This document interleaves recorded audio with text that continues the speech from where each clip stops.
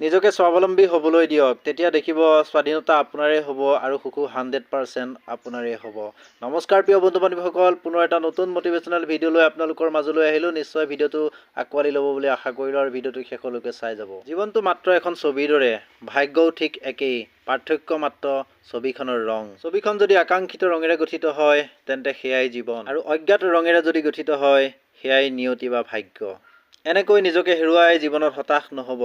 গন্তব্যস্থান চৌদিশে আছে, গতিকে সঠিক বাট বিচাৰিব। যদি কেতিয়াবা অকলে খোজকাঢ়িবলগীয়া হয় তেতিয়া ভয় নকৰিব, কাৰণ এজন ব্যক্তি শ্মশান শৃংগ আৰু সিংহাসনত অকলে থাকে। গতিকে যদি আপুনি অকলে থাকে তেতিয়া নিজকে শক্তিশালী বুলি গণ্য কৰক। কিছুমান সপোন অপূৰ্ণ হৈ থাকে, সেইবোৰ তেনেকৈ থাকিবলৈ দিয়ক, কিন্তু সেইবোৰ পূৰণ কৰিবলৈ কেতিয়াও ভুল পথত নাযাব। আজিৰ ভিডিঅ'টোত ইমানেই আছিল। যদি ভিডিঅ'টো ভাল লাগিলে তেতিয়াহ'লে নিশ্চয় এটা লাইক কৰাৰ লগতে সামান্য এটা কমেণ্ট কৰিবলৈ নাপাহৰিব। সকলোলৈ পুনৰবাৰ ধন্যবাদ জনালোঁ।